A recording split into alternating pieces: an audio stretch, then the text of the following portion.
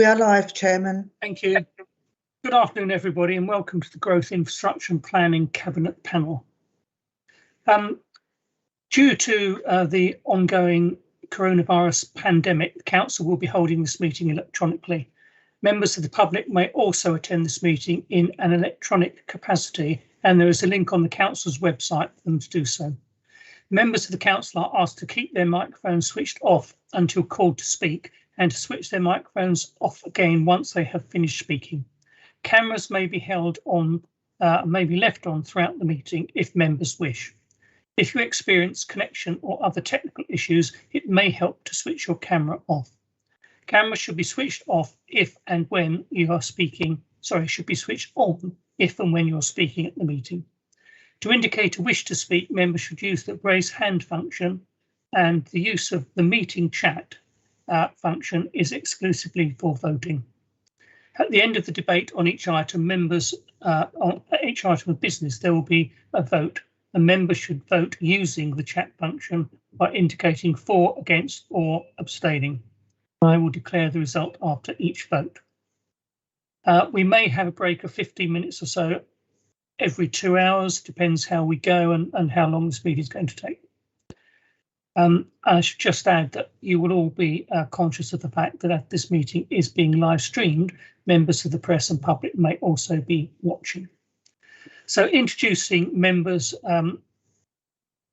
of this panel, I'm Stephen Bolton, Chairman.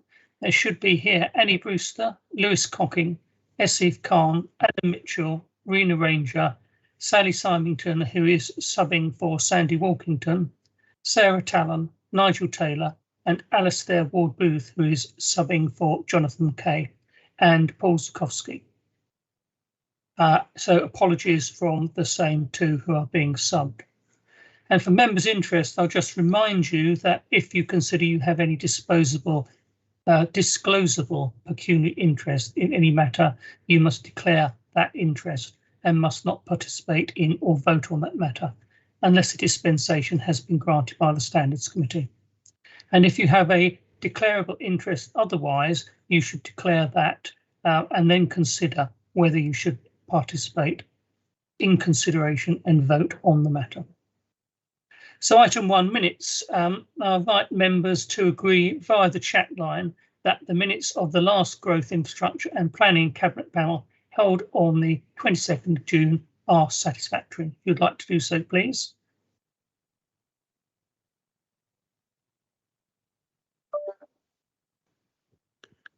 Chair. Yes. Oh.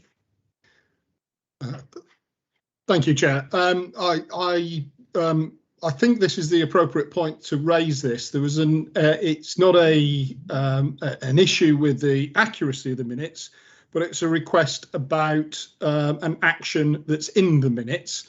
That's at section 1.2. where I raised the issue that the wording of the bullet point in the remit of this panel to cover development management and enforcement might be seen as having a conflict with Development Control Committee, and suggested an alternative. And I wondered if in a public forum we could have some feedback on where we are with that, if there's been a discussion, whether there is alternative wording and what that might be.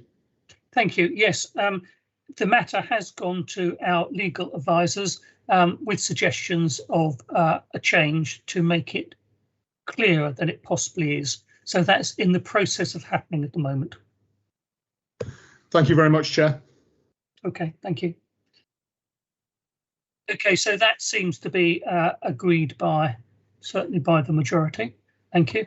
Item 2, public petitions. We have no public petitions today. Item 3, the LEP update. That item has been removed due to lack of business. So item 4, the South West Hertfordshire Joint Strategic Plan, Statement of Common Ground and Statement of Community Involvement. And John Tiley will take us through this. Thank you, Chair. Good afternoon, members. So this report is a general update on the progress of the South West Joint Strategic Plan, together with the opportunity to draw to the panel's attention two documents which have been prepared, which are really the precursors to the plan moving on to some of the more formal stages of consultation. And those documents are a statement of common ground, which the County Council is a signatory to, and a statement of community involvement, which in fact is for the 5 local planning authorities rather than the County Council. So that one is definitely one for us to sort of observe rather than anything else. So in terms of where we are, the joint strategic plan has been underway for a few years now.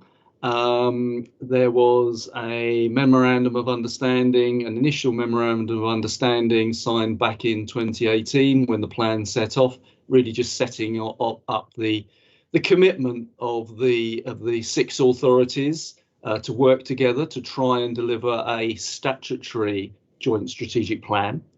There was an initial statement of common ground in 2019, which was starting to set out some of the key issues that needed to be addressed.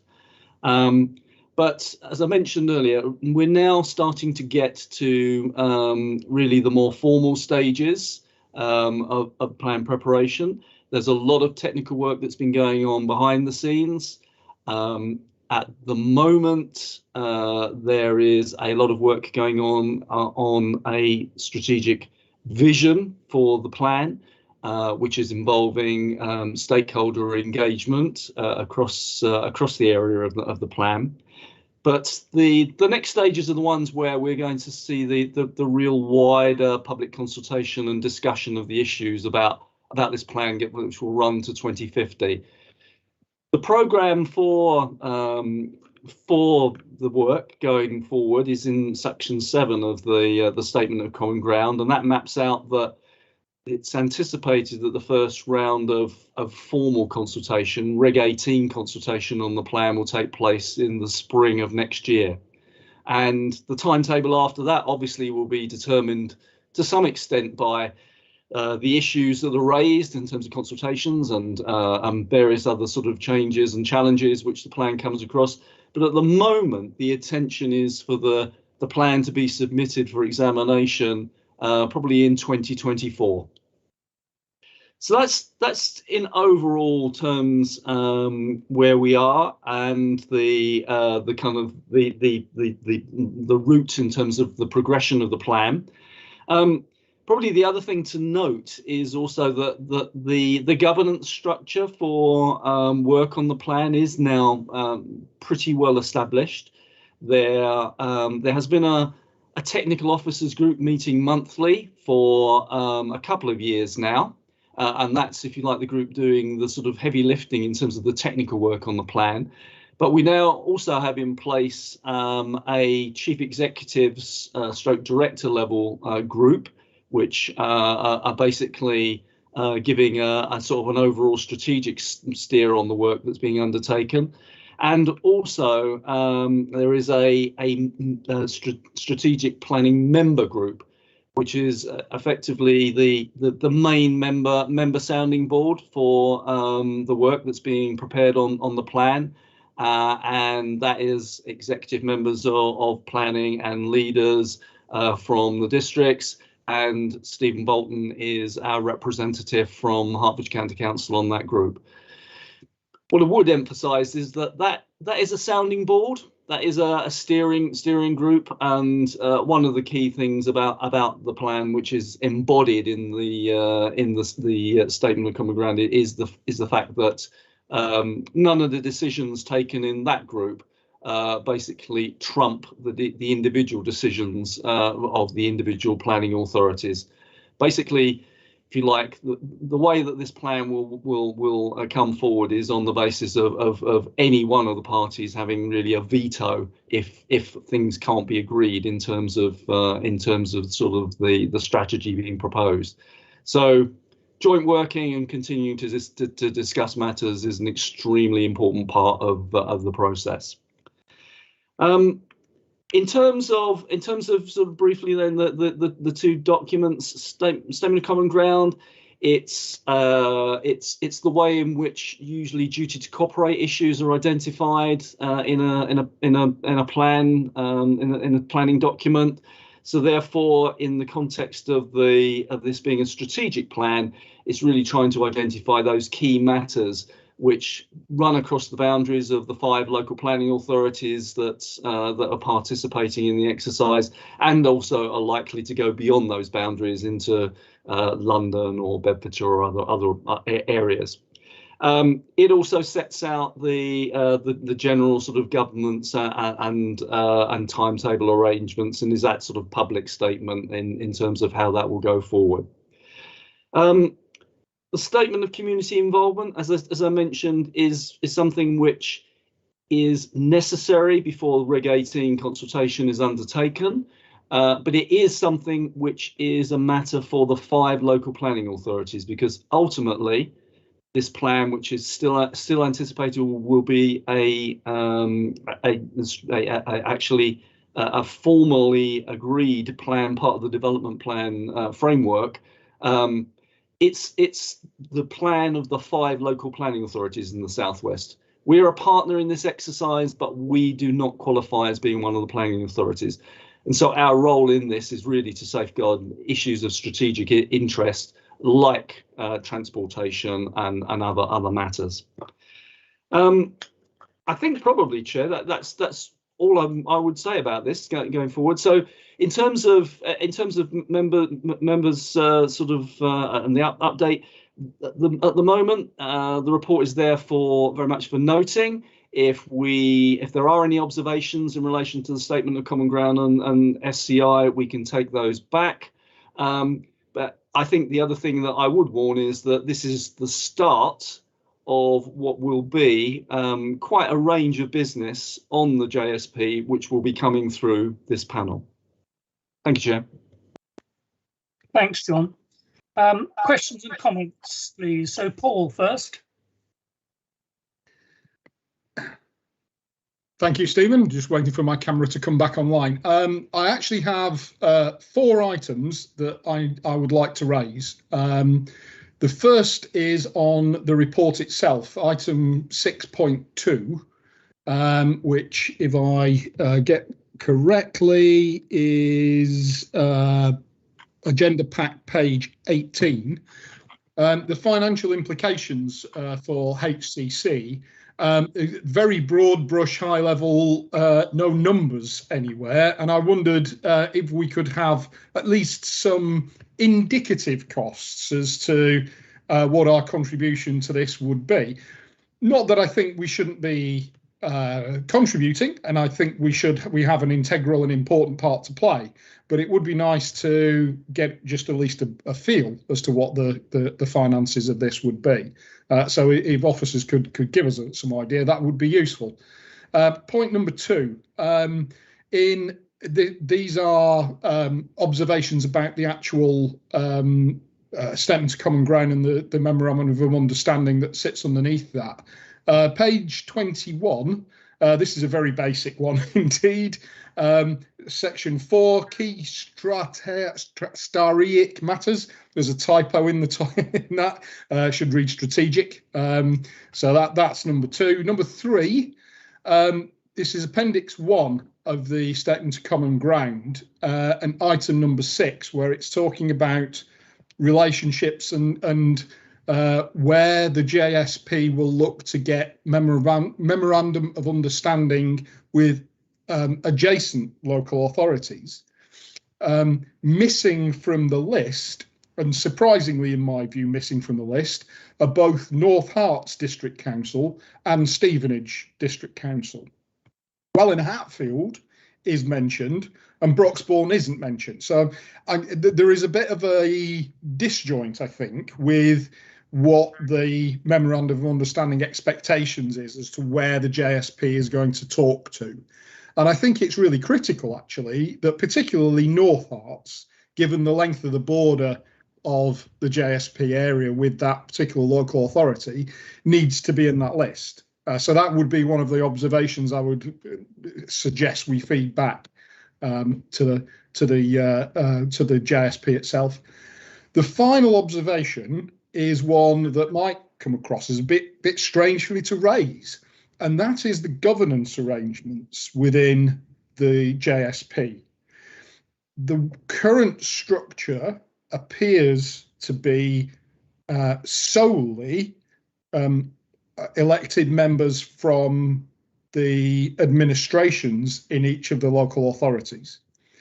And it seems to me that that is perhaps unwise, given the length of time the JSP is intended to be structured across, and how much time it will take to develop, because there is every possibility one of those authorities will move into no overall control or will move into a different majority control in that period.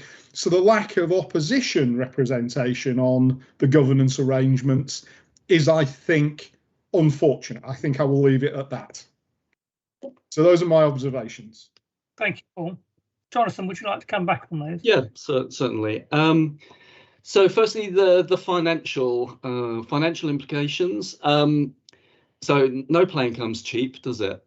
And I think the anticipated cost for the whole life of the preparation of the JSP is somewhere in the region of sort of 2.5 to 3 million. But as I already mentioned, that's probably based on the anticipated timescale as outlined in the current documents. Things can be blown off course and delayed for all sorts of reasons, but that's the general feel. At the moment, just come back on that, Jonathan, that's very useful to hear. One of the things that I would put in terms of an observation of that is, in the scale of the developer contributions, it's probably a very small percentage of what the difference might be in terms of leveraging those contributions. So it's probably money well spent. Yeah.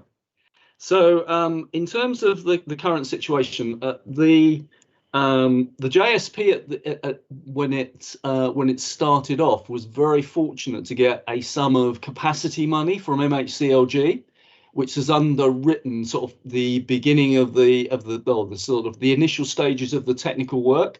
And I think that was a grant from MHC of around about £500,000. In addition, at the instigation of the project, all of the 6 authorities agreed to pay an annual contribution of £40,000 a year. So that's the contribution level that we have built into our budgets as HCC. So it's part of kind of the strategic planning functions budget. If you start doing the maths, you do realise that there's a gap at some point.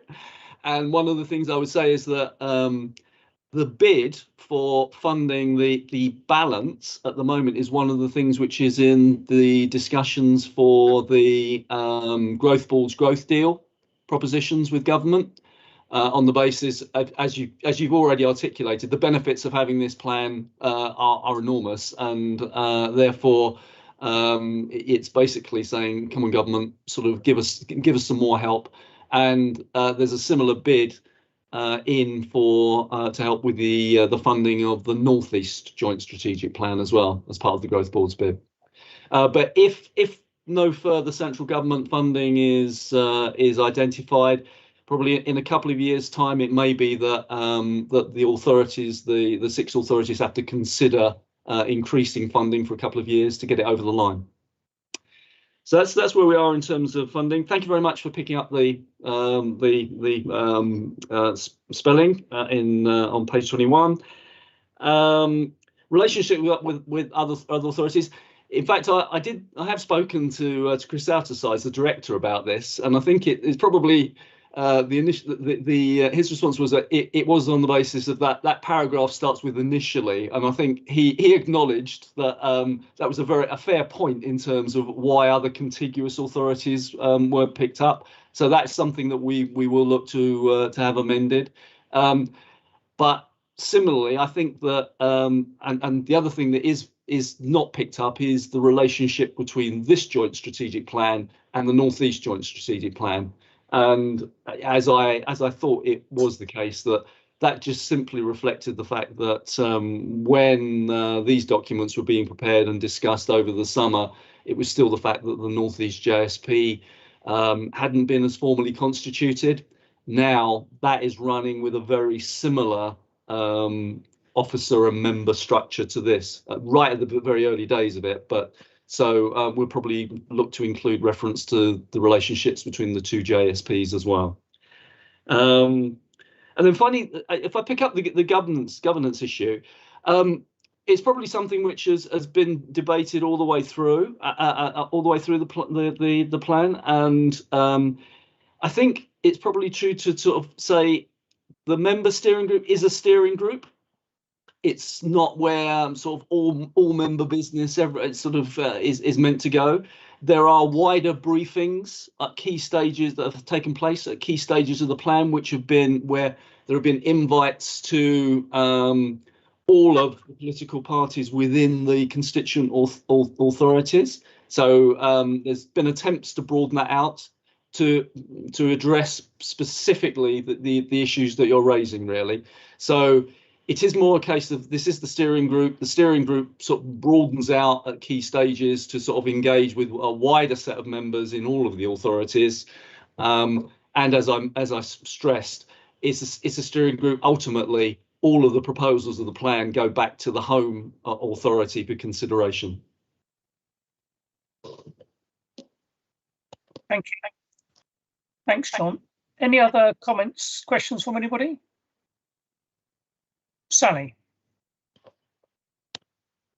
Thank you very much, Chairman. Thank you, Jonathan. I wanted to, I'm very, this is great documents, thank you. Just wanted to pick up at what I maybe describe as some inherent tensions within them. So item 4.3, you say, it says it's allowing an infrastructure-led approach, not planning by numbers, which I entirely agree with. That's great. But we do currently have planning by numbers. So that's kind of where we are at the moment. So if I move on to 6.4, it says the 6 JPS agree that all local plans, where adopted before the Joint Strategic Plan is adopted, will be reviewed at the earliest practicable time after JSP is adopted in order to achieve conformity with the JSP. Well, that obviously makes lots of sense too, but effectively, you're smiling, so I guess you know where I'm going with this. That the second one effectively undermines the first one, or the other way around, because they're mutually inconsistent. So accepting that 4.3 is a great place to be, but that's not actually where we are. What do you think? How do you see that sort of tension basically working its way through the system in terms of the local authorities, which I would think probably none of them have an adopted local plan at the moment? Maybe Three Rivers is the furthest, or certainly everybody's in the process of doing one. So how does that fit with the fact that you've now got a schedule for doing this one, for doing it slightly differently? Yeah. I'll just sort of briefly pick up the starting point, and yes, the idea or the concept which has been brought into by all the authorities in as much of as this is a strategic plan, this is the opportunity to think in a slightly different way, in that sort of sadly local plans do get driven by almost a predict and provide sort of requirement. And this is being prepared in a different way, insofar as this won't be a plan which is dictated by something like a call for sites. It won't be sort of people waving a flag and sort of saying, here, here, here. This will be actually looking at what spatial strategy and what growth level the authorities want to buy into for the long term to 2050. So that's the aim anyway. The relationship between the local plans and the JSP has been probably the second. Well, no, probably that is the primary subject of discussion over the history of working on this for the last 2.5 years. When the exercise was commenced, it was on the basis that everyone, we all know how difficult it is to progress JSP, to progress local plans. All of the authorities in the southwest were trying to get plans progressed for adoption in terms of reviews. and therefore the key objective was to make sure that the JSP did not impinge on the progression of those local plans. So that was the attempt, if you like, to try and separate it out. So the theory is the 5 authorities will complete the preparation of their local plan reviews to the mid-2030s, and the strategies included in the JSP will kick in from the mid-2030s onwards to out to 2050.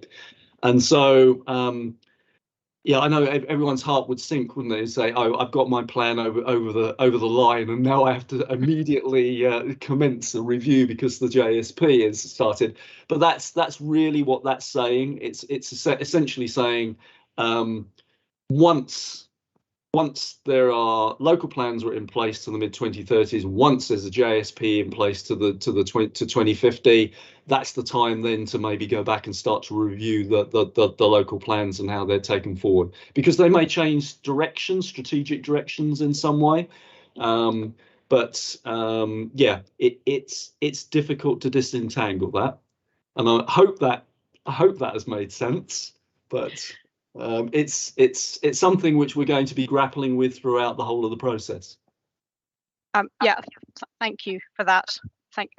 Chairman, is it okay if I say thank you for that answer? And I wanted to follow up on it with another slightly different question. Is that okay? Yes, sure. Yes. Yep. Thank you.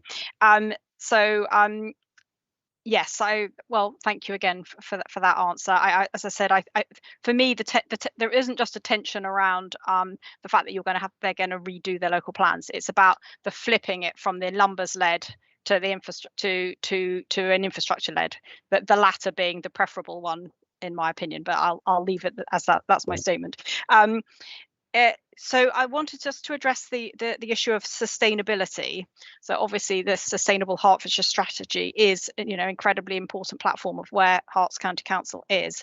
But it's not reflected in this. In 8.3, you say there is no Sustainable Hertfordshire impact assessment being undertaken in relation to this matter, as the JSP will be subject to its own sustainability and strategic environmental assessment processes.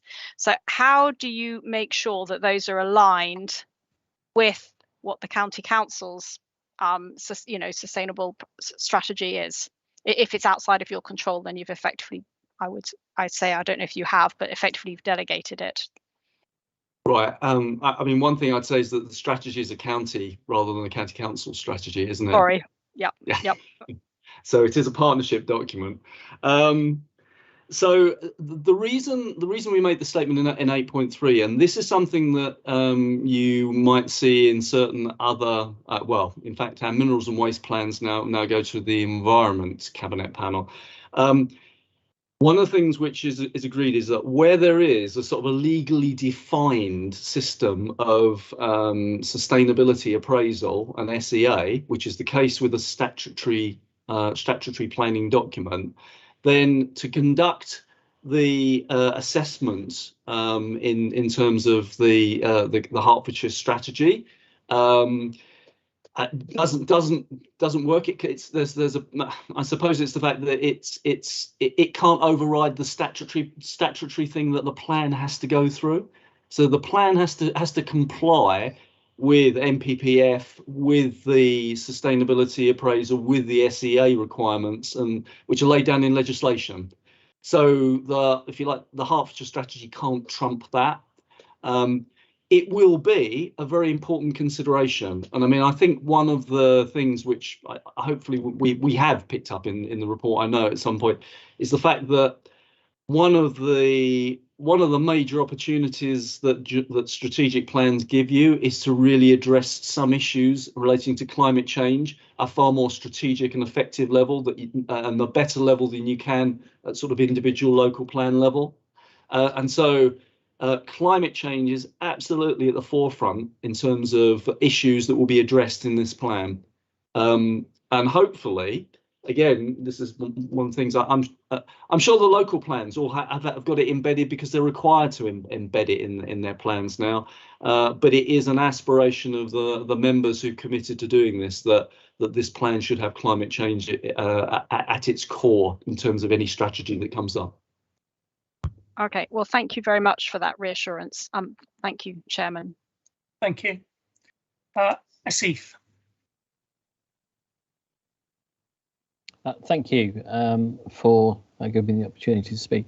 May I ask just a point? I think it's important with the local districts and boroughs that are going on to actually have a strategic partnership to meet the housing needs. That there is a housing crisis, and as a consequence of that, it is a model which is important where districts can work together to achieve those particular targets and goals that I put into place. And I think that's important. My question is actually about getting going and making sure it meets those targets. And the second point, which is sort of related to it, and it was linked to a little bit of controversy in Watford's local plan, and about challenging targets. So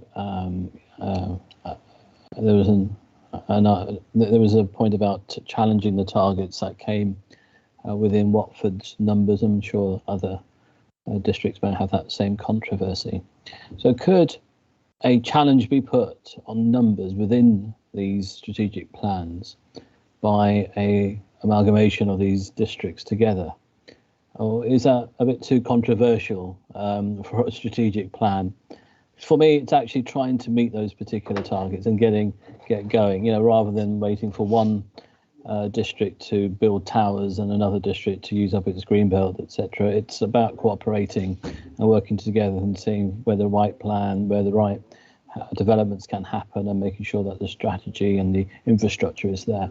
That's how I would see it. It's more of a cooperation and working together in partnership rather than well, I can't do that, you have it, so it's almost like rather than buck passing, it's all about working together. And when will it get really going? That's my other point. Okay, if I answer that, I mean, the issue of sort of challenging targets, and Stephen Bolton can probably comment on this from his own personal experience at the moment. It is very difficult because in terms of the planning system, that's what local plans should be doing. It should be examining whether you can deliver the targets that are churned out of the standard methodology in a sustainable way. And I think the big difference the big issue with many authorities now is the fact that local people will say, well, we're not sure that they can be sort of handled in a sustainable way. And at the moment, we have inspectors who basically seem to say, well, no, I think you can do it in a sustainable way. Go away and try again. So I think that's just a dilemma built into the planning system as it is at the moment, sadly. But in terms of the role of the JSP, I think that is one of the things which was discussed right at the early stages in terms of, again, the benefits of trying to come together strategically. So totally agree with the point that you're making, that this is an attempt by the six authorities to see if there can be a better way of addressing future development needs in the southwest of the county. The fact is that there will be growth of some shape or form. How much that is, I don't know. I mean, rolling the standard methodology out to 2050 probably doesn't sort of really work, but it's probably the starting point that we have to sort of play with to begin with. But the principle of the JSP is to try and find a better way going forward, and that's why the reference to sort of infrastructure-led approach.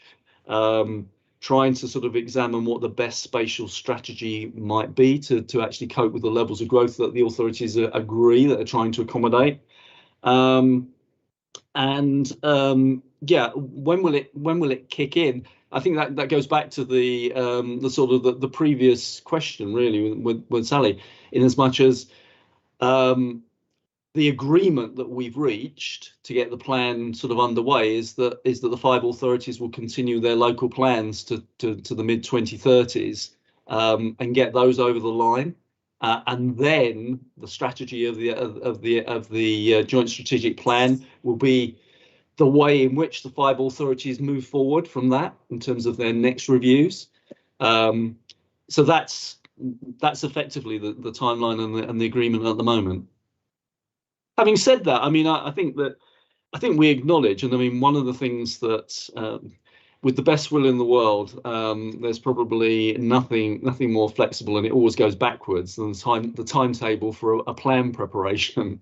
And at the moment, the sequencing is all on the basis that all the local plans get over the line, and then the sort of heavy part of the examination on the JSP takes place and it's adopted. It could be that changes, and that might alter things. Okay, thanks, Jonathan. Right, we'll have one more on this, and Rena, if you would like to put your question, please. Thank you. It was just to ask about what the report says about neighbouring authorities and possibly numbers coming from there. If you have neighbouring authorities that are not within the South West Hertfordshire for this purpose group who are doing garden towns and garden villages, what impact does that have on the South West Hertfordshire group's numbers? And is part of a joint strategic plan maybe to look at something like a garden town or garden village across some of those things to help with infrastructure, because we might be better at channeling infrastructure in one place for them rather than trying to do lots of little bits of infrastructure. Having read some of the papers further on in this agenda. Yeah. I think in terms of the first point, I think, and it is referred to in the statement of common ground, that the starting point is probably that the JSP authorities have probably agreed, whatever the number it is that sort of comes up is agreed in terms of the JSP, the likelihood of others contributing to meeting it, it's probably quite small. There aren't too many examples anywhere of the duty to cooperate having resulted in sort of numbers going across boundaries. So I think that's just if you like, a common sense approach at the moment, that we're not relying on anyone else doing this for us at the moment. It could be further down the road that's something that has to be investigated, but for the moment, the working assumption is no one's going to come to our aid here necessarily. In terms of new towns or new settlements, that will be examined as part of the options for the spatial strategies, and I think probably what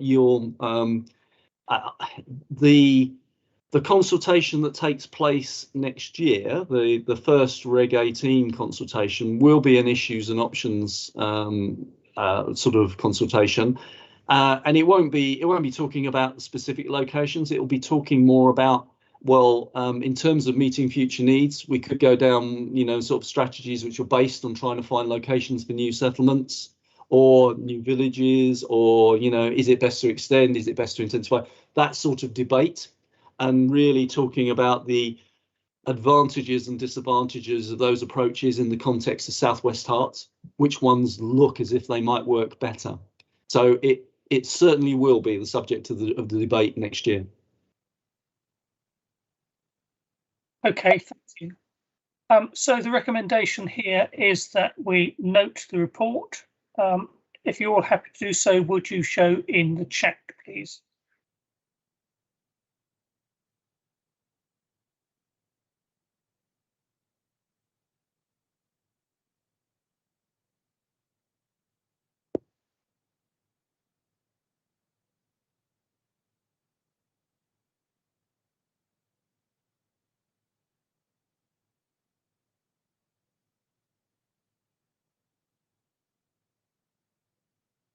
Fine, that's the majority there. Thank you.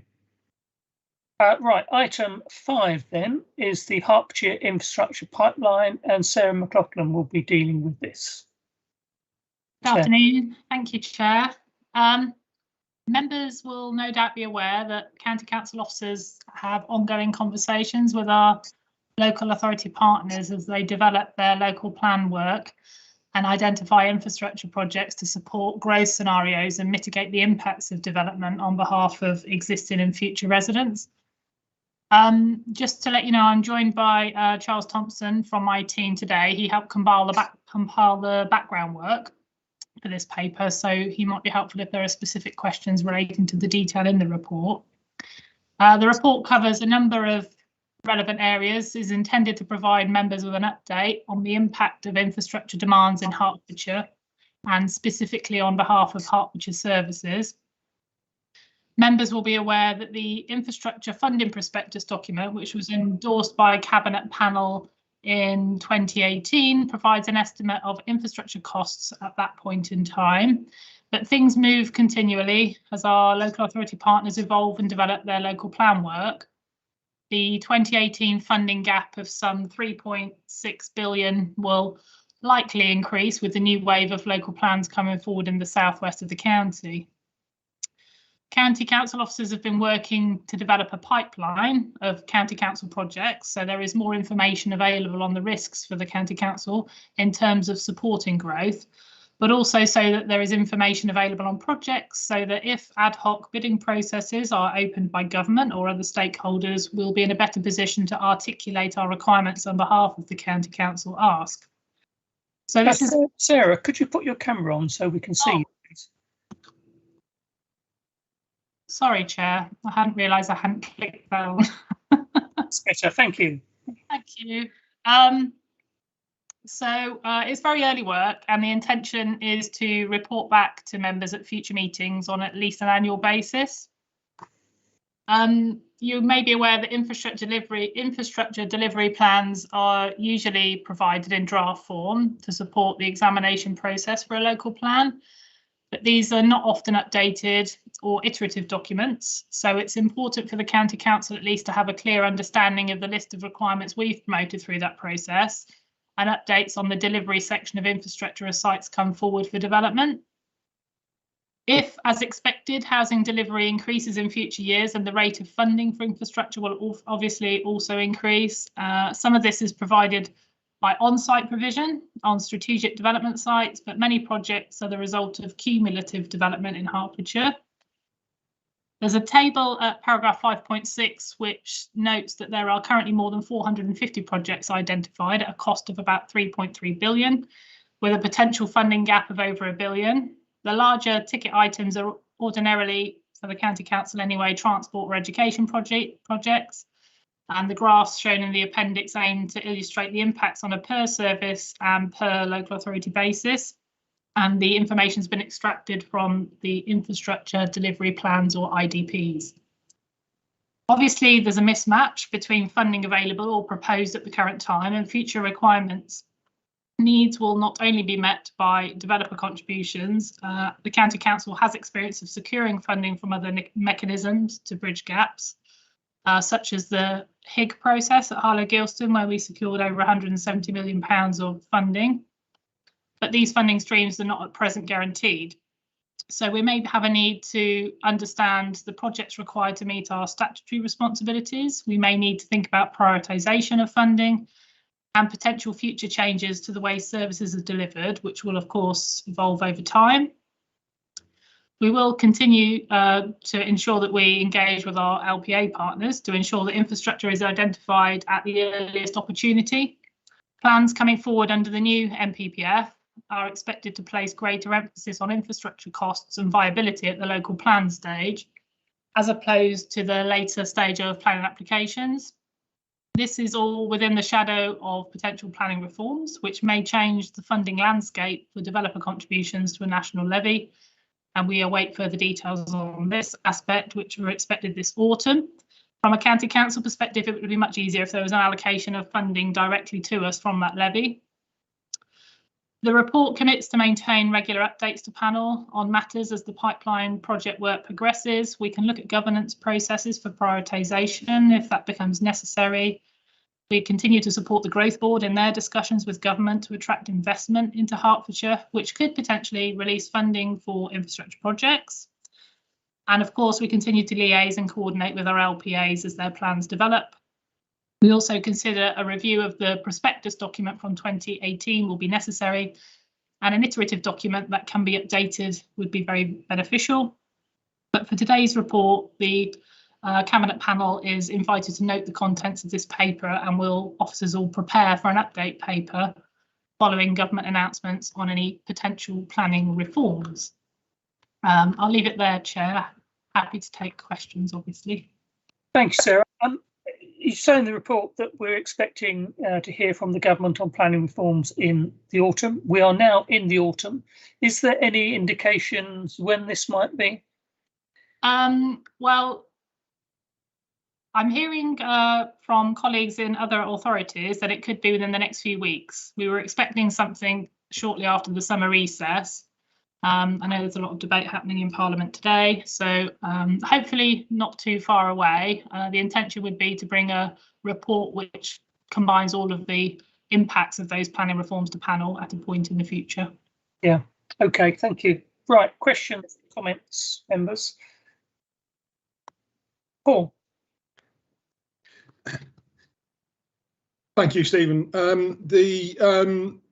Just to give you a heads up, something's just popped up on my computer to tell me my computer is about to restart and it's counting down from about 27 minutes. So if I disappear at some point, it will be because my computer has decided to kick me out. But coming back to the item in concern, clearly £1 billion funding gap is fairly serious and something that I'm sure will be concentrating officers' attention to try and fill. So I'll look forward to seeing how we're going to achieve that as things develop. But the specific question that I would ask that you look at is the graph on page 87, which illustrates the funding issues around the different local authorities. And there's two things that are of concern on there. The first is that Welwyn Hatfield appears to have no real requirement for sustainable transport contributions, which is a little bit of a surprise. I would have hoped that there would have been some sustainable transport developments to be had in Welwyn Hatfield.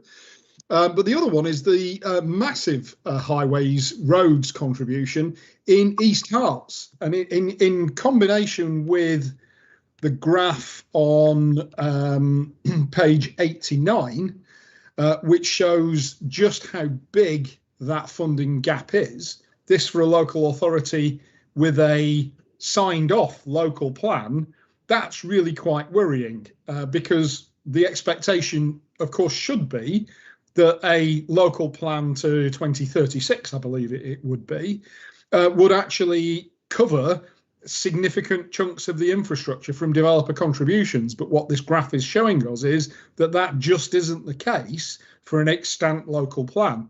And that's quite worrying in its own right. I'd also like to ask whether there is an intention to utilise the first available review of that local plan to adjust the contributions and the infrastructure needs within East Herts to try and address some of that gap. Okay, thank you for that really pertinent comment.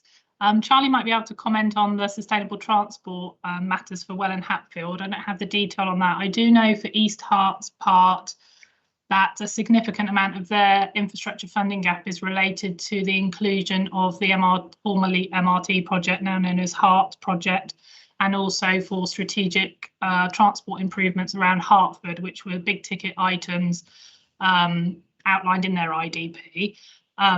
Charlie, I don't know whether you have information on the Welwyn Hatfield sustainable transport matters, but we can certainly pick that up and respond separately if we need to on that particular matter. In relation to adjusting contributions through local plan reviews, absolutely. We can have that discussion with authorities as they move forward through that process. The intention from government has always been that IDPs would be iterative documents that could be updated over time. It's fair to say that doesn't necessarily happen. They tend to remain very much as they were drafted at the point of the examination in public, but there are opportunities to review that, and we can pick that up with our local authority partners through their local plan processes. The East Herts plan, I would think, given it was adopted in 2018, They're usually expected to look at whether a review is required in 5 years. So there's probably a pertinent time to start talking to the authority about that now. We can pick that up. You. Sorry, shall I jump in very quickly? Please, Charlie, if you can. Hi, so the figures for Welwyn Hatfield infrastructure, as with all of our LPAs in the infrastructure pipeline, came from the schedules which are appendix to each of the IDPs. So most IDPs, for those who aren't kind of familiar with the structure, will have a kind of main report outlining kind of methodology, followed by kind of an appendix schedule listing all the individual items of infrastructure. However, the Welwyn Hatfield draft IDP in their infrastructure schedule doesn't outline any specific sustainable transport interventions. That's not to say that they're not necessarily planned, because obviously every LPA does have to kind of make a decision as to kind of how much and how little to specifically outline in that schedule at the end, whether to include every single piece of infrastructure or whether to only include kind of large strategic pieces of infrastructure. However, that is why there's no sustainable transport contributions outlined in that graph, ultimately because there is nothing for me to include or model in it. Thank you, Charlie. I think we can probably pick that up with Welwyn Hatfield officers. It may be that they have a list of projects that they want to secure via site-specific works rather than strategic projects, which would be contributed to cumulatively across the area, but we can pick up the precise list and respond to you outside of the meeting. Paul, do you want to come back on that? I do, because yeah, it would be useful to have some feedback on that, and I do get that, you know, if you're talking about small changes or ones that are specific to a specific site, they may well be rolled into the ask from that particular developer in terms of delivering that infrastructure on that particular site. It just seems a little surprising that there are not more, you know, joining or improving Welwyn Hatfield's cycling network, you know, joining the two towns better together from a cycling perspective as an opportunity, you know, within the local plan to actually get those sort of improvements put in, which is where I would expect a bar on that particular graph. But the main observation that I come from the discussion and the comments that you've just made is that if you look at page 87 and figure 1 on that page, the value of HEC infrastructure projects identified in IDPs, it would seem that there are none that are sustainable transport ones in East Herts either. And yet, when you're talking about the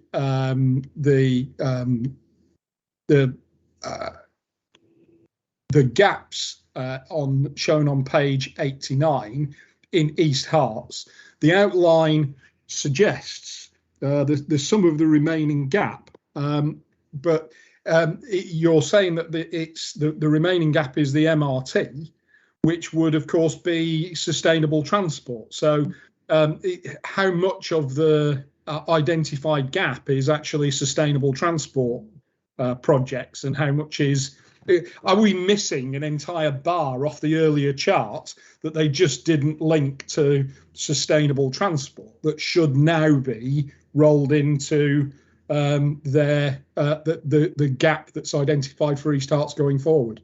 Mm-hmm. It may be to do with the categorisation of projects. That's something we can have a look at it, and we can come back to you on that to confirm what the list of projects are. Yeah, okay, no problem. Cheers. Okay, thank you. Rena, next.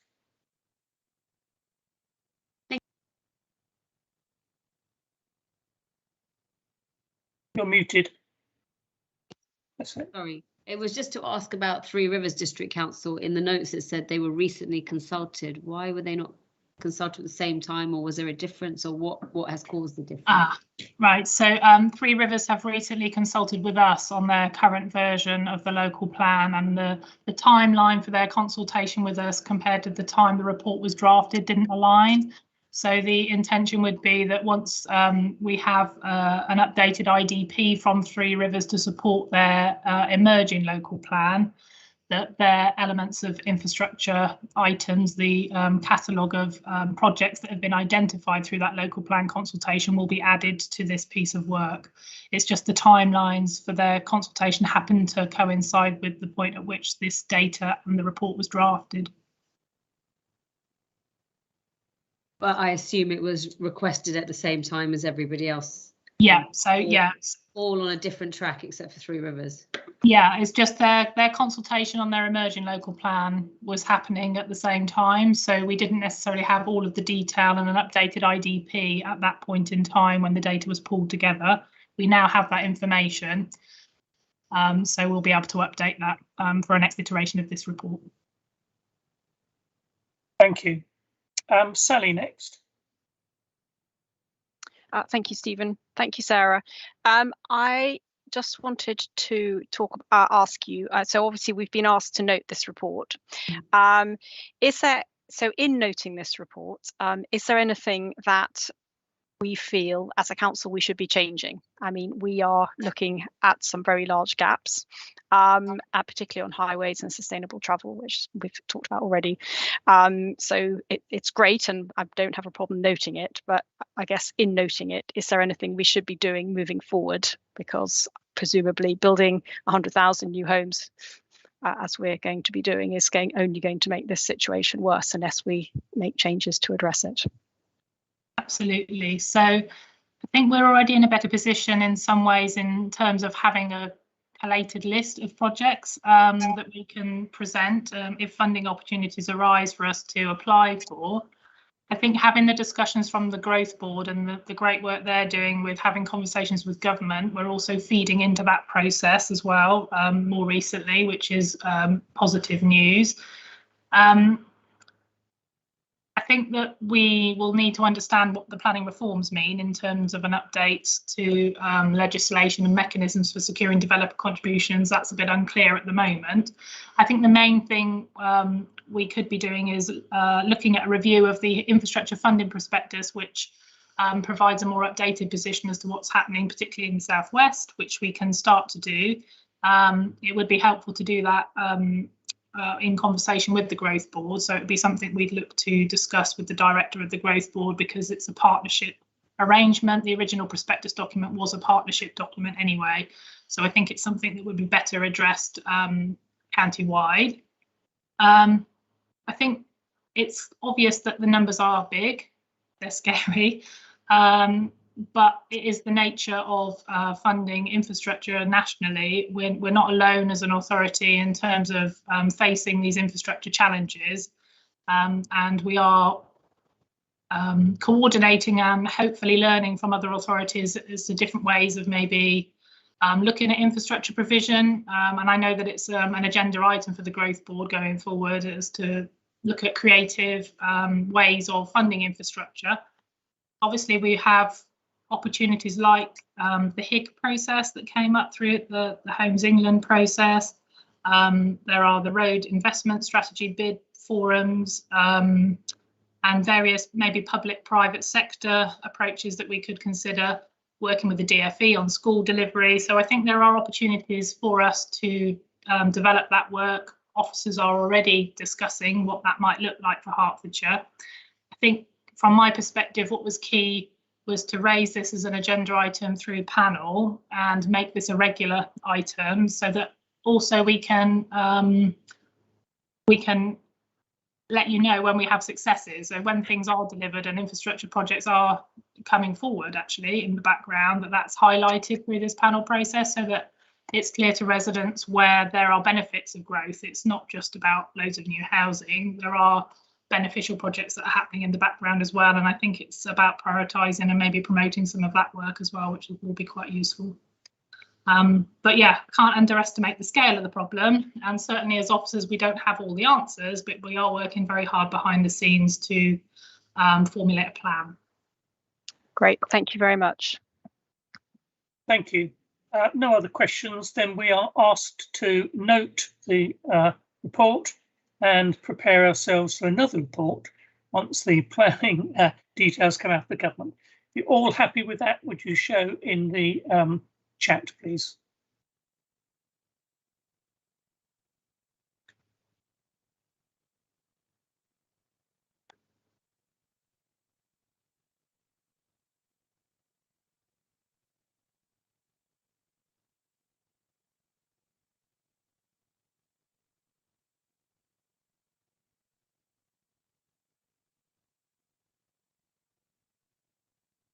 Thank you. That's noted. Thank you. Sarah, if you'd like to stay on then, please, and tell us about the Hertfordshire Community Infrastructure Levy. Thank you. So this is intended as a follow-on paper in a way to the pipeline project report. It provides an outline of the various mechanisms available to us at the present time, but it has a particular emphasis on the Community Infrastructure Levy. A future panel item on the infrastructure funding statement will provide a more full explanation of the current County Council position for Section 106. Although the paper does reference the updated guide to developer and infrastructure contributions and the part that now plays in securing higher Section 106 contributions. I'm joined by Elizabeth Langmaid from my team as she helped compile the background work for this report. So as an overview, 5 of our local authority partners have adopted a levy. Details of the receipts they've collected are shown in the table at paragraph 4.8. And each charging authority has their own charging schedule with different rates and different governance processes. We've provided a short summary as part of the appendix. The SIL mechanism was intended to simplify the process for developer contributions, although some might suggest it's a little bit more complicated given it's not mandatory and most LPAs run a hybrid process with a mix of SIL and Section 106. Developers obviously like more certainty to understand how much their site will be expected to contribute as part of the planning process.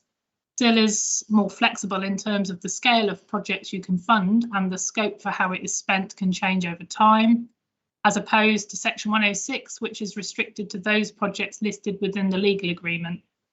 But this has led to challenges about how SIL is spent and developers asking for more certainty that infrastructure will be provided to support their development site. We've engaged with our local authority planning partners on the development of their SIL rates and have previously objected on the basis that the rates were considered to be too low. We've provided an assessment in comparison terms in paragraph 7.7, which highlights the difference.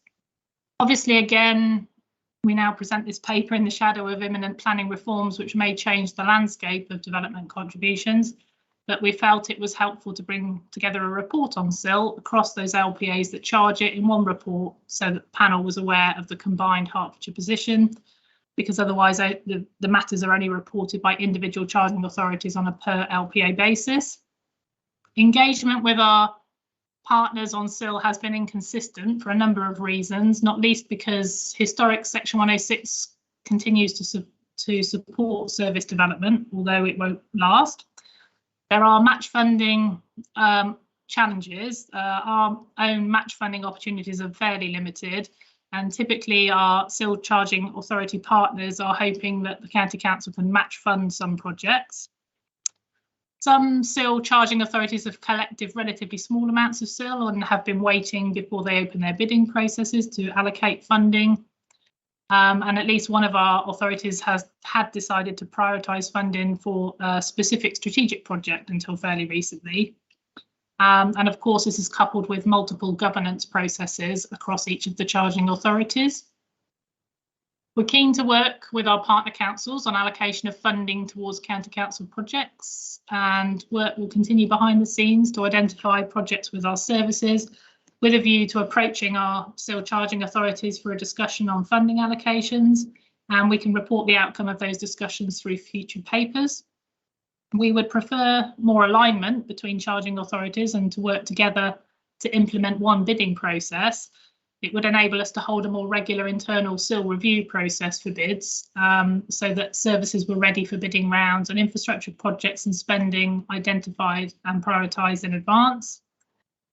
I think the County Council would also benefit from governance of SIL being at a potentially higher than local level, perhaps at the Growth Board level even, based on a strategic and technical analysis of infrastructure needed to support the development of the area.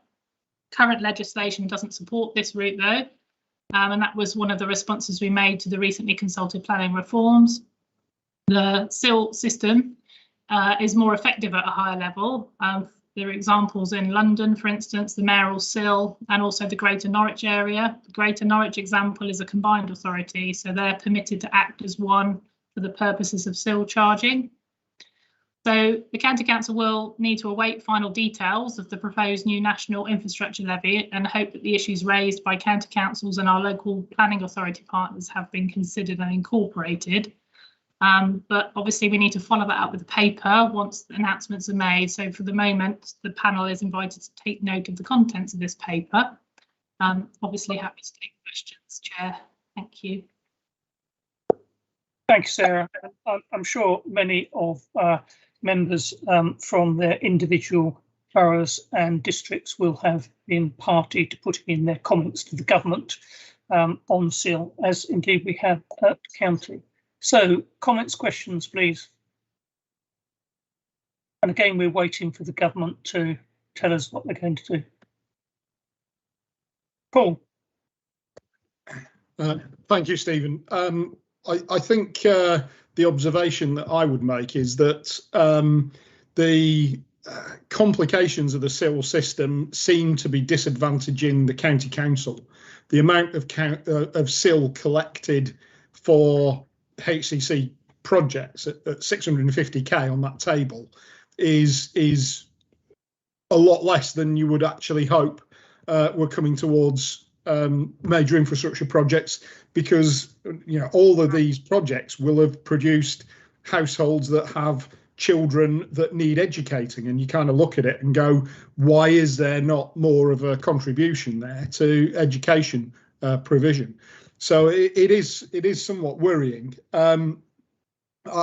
You specifically listed that, however, that there was a refusal to release funds that had been requested for a primary school development, and I just wondered if you could perhaps expand on that as to what exactly the issue was, why it was refused, and who it was that was saying no to county asking for a primary school. Yeah, so we made an application to Hertsmere Borough Council a couple of years ago now for the ring fencing of sums for a future primary school. The intention of officers at the time was we were concerned that the SIL money would potentially build and be spent on less strategic items. So we had asked for a significant amount of funding to be ring fenced for a future primary school. The authority declined the request at the time. They requested that we basically come forward when we were ready to develop the school, as opposed to ring fencing sums for a future point in time. They wanted a full business case, costing provided, and of course the county council wasn't intended to invest money in terms of that process until it was ready to bring the school forward.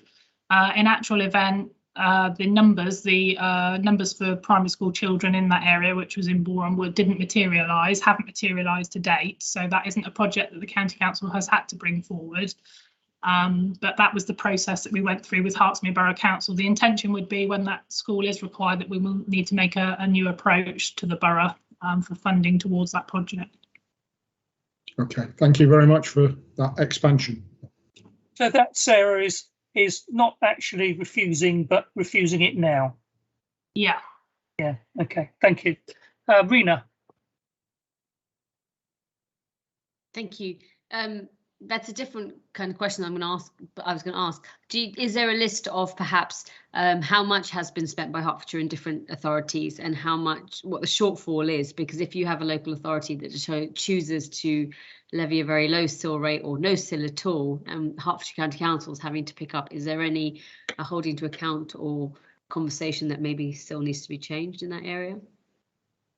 So we've reported on the receipts that have been received, and aside from 2 approaches to Hertsmere for projects a couple of years ago, we haven't made any approaches to those still charging authorities.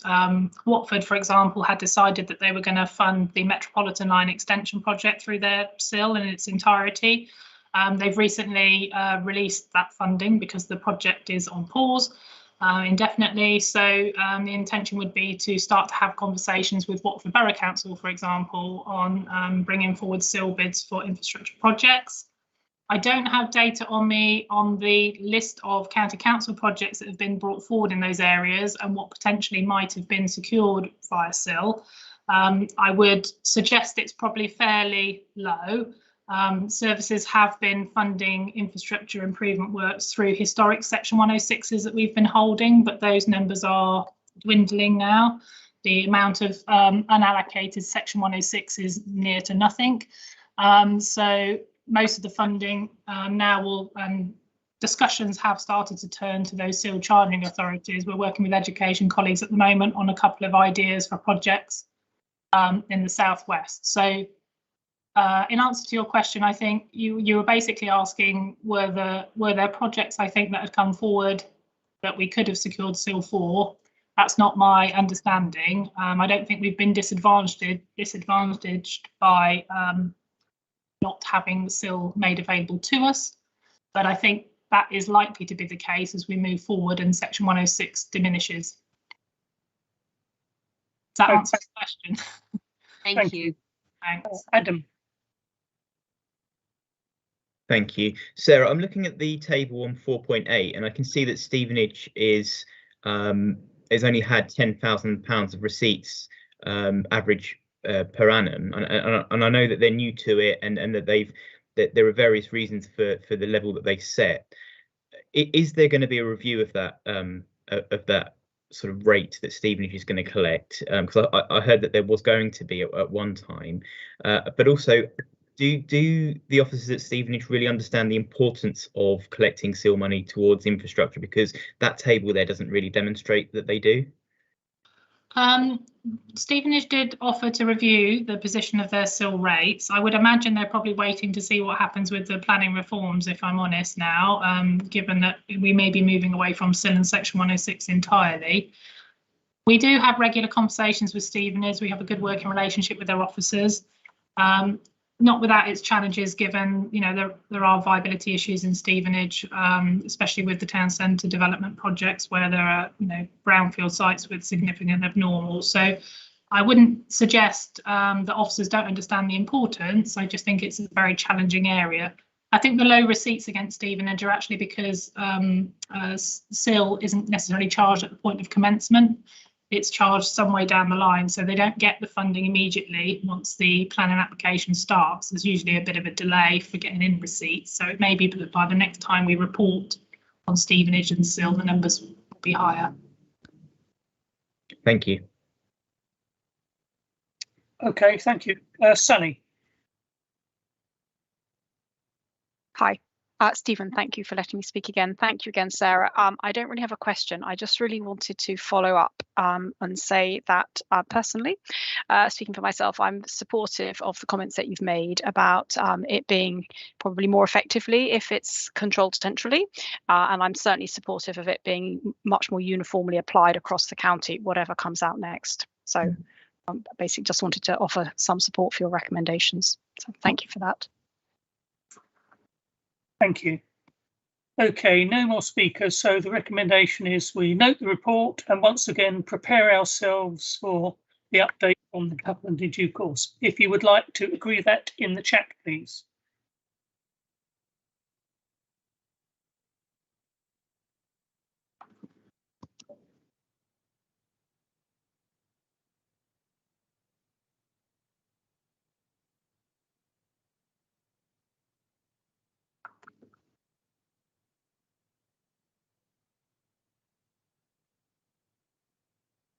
Okay, that's fine. Thank you. That's agreed. So the next item is the GRIP Performance Monitoring Report, Quarter 1, of this year. And I think Colin is going to take that for us, please.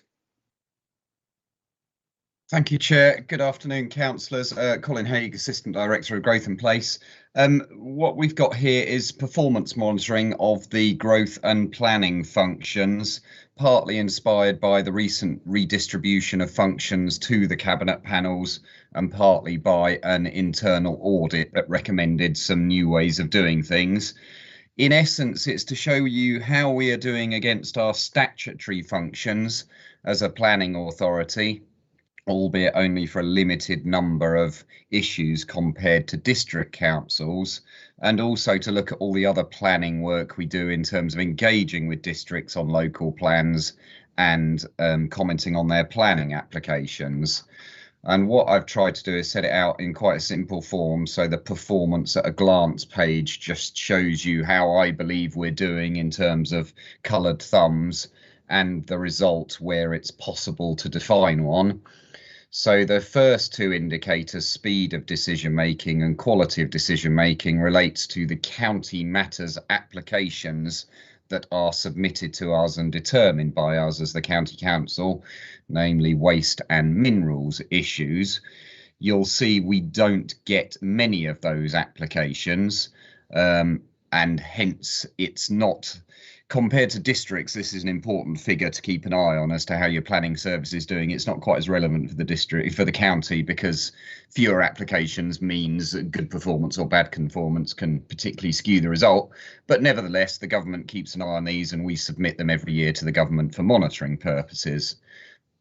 Planning enforcement isn't a statutory function technically, but we do it, and it is right that we do it. We have a number of cases, and some of those are looking to go beyond enforcement activity and probably into court activity and financial investigation, hence why I've given it an amber rating rather than green, because we do need to think about the workload associated with pursuing those. Indicator 4 is how we do in terms of responding to planning applications and assisting our district colleagues in determination. It's dropped slightly below where I'd want for this quarter. I'd like it to be up in the 90%, so I'll be working with Sarah and the team to hopefully report progress on that for the next quarter. Indicator 5, it's not possible to have a target as such, but it's just to keep an eye on local plans, where they are. In time, we will add joint strategic plans to that, just so we have an understanding of the overall coverage. But it's important to acknowledge it because officers spend a lot of time working with district colleagues on responses and seeking policies and infrastructure and Section 106 contributions and all the things we've been talking about earlier. And again, indicator 6, we don't have a target for the collection of Section 106 per se. We obviously have the guide to tell us how much we would seek, but how much we get depends on the number of applications determined in any given quarter. But it just helps us have an eye on that work and the things we're doing. And then the final bit is I've simply acknowledged the corporate and the service risks that we hold. I haven't provided any more detail at this stage, just to acknowledge what they are. If you are interested in additional indicators or further information on risk, then very happy to contemplate those for the next quarter. This was a fishing expedition almost to see what is of interest to you, what's helpful for you to understand our service and what you might want to see in future. We will also prepare an annual report that goes into more detail about housing delivery across the county, affordable housing, ratio between salaries and house prices, and other indicators that I imagine will be interesting to you as to how growth and planning and infrastructure are going. But that data only becomes available on an annual basis rather than quarterly. So the recommendation is just to note and offer any comments if you have any. Thank you very much, Chair. Thank you, Colin. I see the infrastructure gap runs as a thread through much of what we said today. Interestingly, not surprising. Right, comments and questions. Additional matters to be added. Sally. Thank you, Stephen. Goodness, I must have been quick if I got in before Paul. Thank you, Colin. I just have one comment and one question. One is really looking forward to the additional things, particularly about affordability, house prices to wages, and the number of affordable houses that each local authority is going to be able to deliver. My question is, some Section 106s come in the form of kind of legal agreements and sort of delivery of land or other assets which require legal agreements. Is it possible to have some measurement of the delivery of those? Because my limited experience is that actually this is, and input from other councillors, this is an area where potentially some things aren't quite as quick as they might be. Yes, we do have that information. We can find a way to get that to you on a regular basis as well. This was just a way of attempting to capture the headlines of what we do and how well things are going. But yeah, we have that detail as well. So if it were a land contribution of a notable amount rather than a financial contribution, say to put a school on or something of that nature, then yeah, we can flag that up as part of the process, certainly. Okay, so specifically what I'm looking for is the time to deliver it, because that's actually the thing. Normally, it sometimes depends on the application. Once a district has granted permission, so long as the developer makes a substantive start, and that's quite often digging foundations or something of that nature, then it exists as a permission in perpetuity. We don't have the ability to dictate the pace of delivery. We make assumptions about when a school might be needed, and more often we relate that to the number of homes built or the number of homes occupied, and say, after the first 250 homes have been occupied, you need to make a payment, you need to deliver the school, whatever the issue is, rather than saying by 2022 or by 2023. Then it's in the hands of the developer. That is probably something we are going to want to think about and are thinking about in terms of the work that the Growth Board is doing. In terms of this morning's meeting of the Growth Board talked about a developer forum and conversations with developers about, once districts has granted permission, how do we reassure ourselves that that housing is going to come forward in a reasonable time frame to ensure we have a sufficient supply of housing in districts and counties. But at the moment, districts, county aren't given much authority by national planning rules to dictate that to developers, unfortunately, but something we're considering. Okay, well, thank you. So I think my specific example is slightly different from the ones that you're talking about, but I'm happy to take that offline. As I said, it's a general comment about the delivery of the processing by the county council of applications that require legal agreements that aren't necessarily being delivered to the community in as timely a way as they might be. But I'm happy to not to discuss specific things in this meeting. It's a more general comment. But if you want to email me outside of this, then happily look into it. Okay, thank you. Thank you, Stephen. You're on mute, I'm afraid, Stephen. Paul next. Thank you. I'll play second fiddle this time to Sally.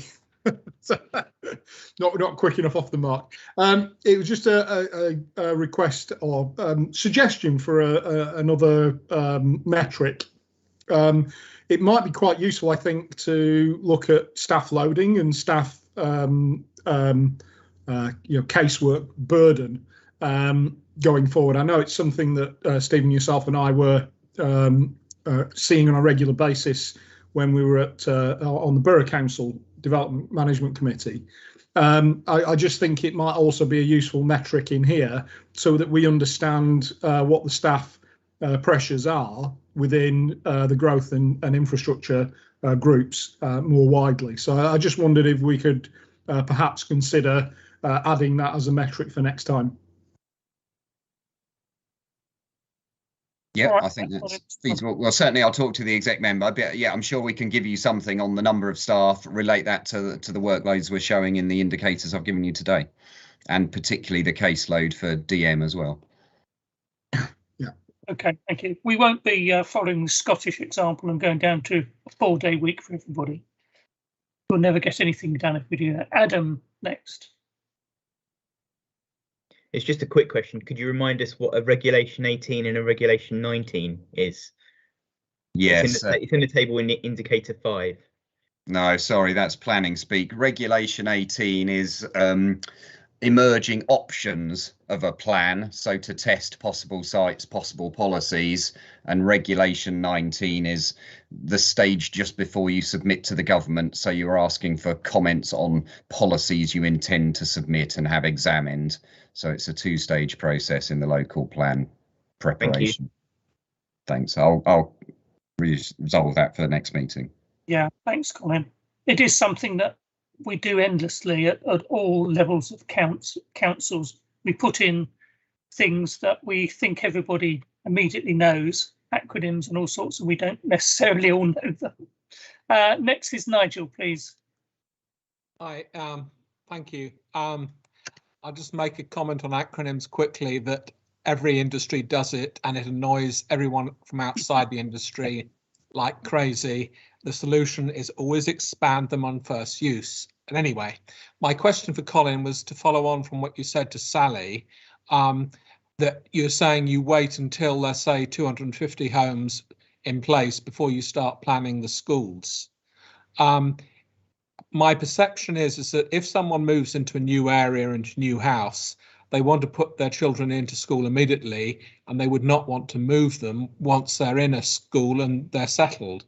So do you not need to actually make the school provision before the people, the houses are actually sold, so that you know that you can actually get people in place and the schools used before the houses are sold rather than afterwards?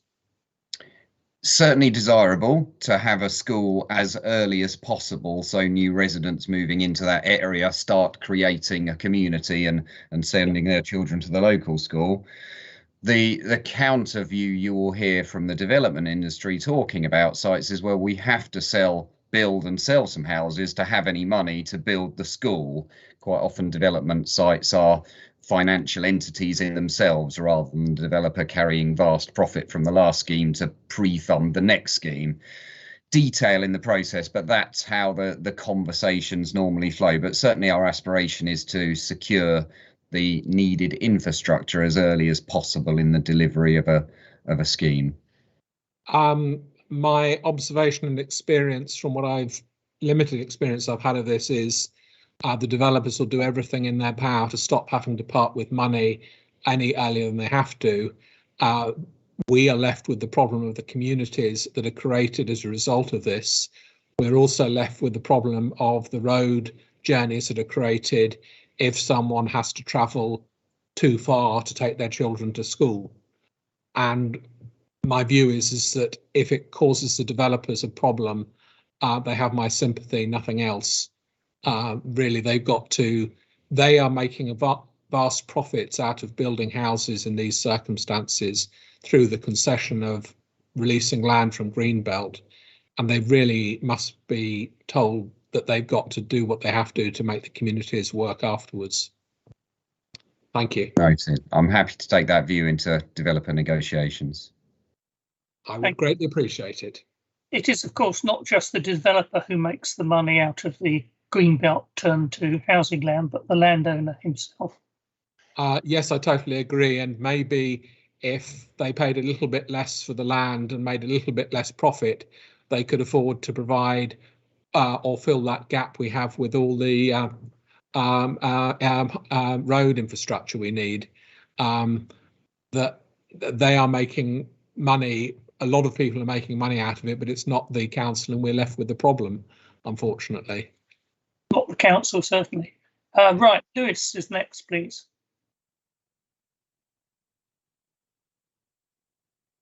Thank you, Chairman. I just want to make a comment. It is a good report, and it highlights some of the key challenges in terms of the differences between the disadvantages and advantages between SEAL and 106 negotiations. But I was just flicking through the report. It doesn't mention anything about, I know we've been talking about our strategic infrastructure, what Hertfordshire is responsible for, so roads and schools, but it doesn't touch on health. I just wonder how we're liaising with our health partners, because they're a key partner that needs to be involved in this process. I mean, just speaking from in terms of Broxbourne, it's been incredibly difficult to get the health service to come to the table in 106 negotiations when we have new development, and we continually are told that we don't need any more doctors' surgeries or any more health facilities, yet you speak to the residents on the doorstep and they will be crying out for these services. I mean, just in one of our developments, we're building a doctor's surgery. We're making the developer build a doctor's surgery for it to sit empty because we believe we are going to need one at some point in the future. So I just think we need to, it's a very good paper and it's good what we're doing, but we need to bring health with us because that is a strategic infrastructure that residents expect us to be engaging with throughout this process. So any comments on that would be greatly appreciated. No, Yeah. that's we're actually looking at our performance of our panel in this paper. Yeah, but linked in with that, I mean, it's the performance of what we're doing. I mean, linked in with that is all of the infrastructure, and I would probably argue that unless we get all of that right, and we're looking at our, I mean, I would measure our performance in terms of how we're working with the health service to make sure we've got that part of strategic infrastructure as well, because that links in with education and roads. It's all part of that strategic infrastructure. I'm not criticising us. I said it's a brilliant paper. All I want to know is potentially behind the scenes what we're doing with the health service to make sure we get that infrastructure as well. Okay, well, certainly in the wider sense, the other infrastructure reports you've had today and we'll have, we can find a way of including comments on the health aspects and our interaction with the, the health bodies that we work with to try and secure funding on their behalf. Also to let you know, through Hertfordshire Growth Board, there is an officer working group with various representatives from the health sector on Section 106, on SIL. And if the planning bill's published in the autumn, then we'll be talking about whatever that proposes. So we are seeking as officers to get as smooth a relationship as we can to secure as much as is legitimate for healthcare provision.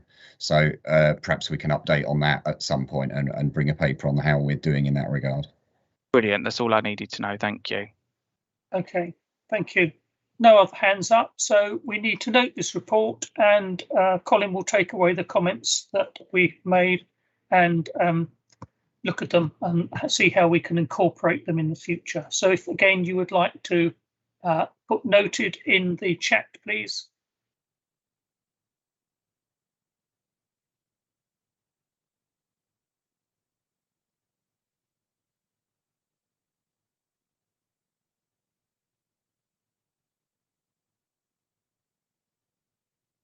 Okay, that's it. That item is agreed. So thank you, everybody. That's the end of today's agenda. The next meeting, and we're not quite sure whether we're going to need it or not, is on the 12th of October at 10 a.m. But thank you for your attendance today. Thank you. Thank you, very much, Stephen. Have a good Chairman. one. Bye everyone. Cheerio. Thank you. Bye bye. Bye bye.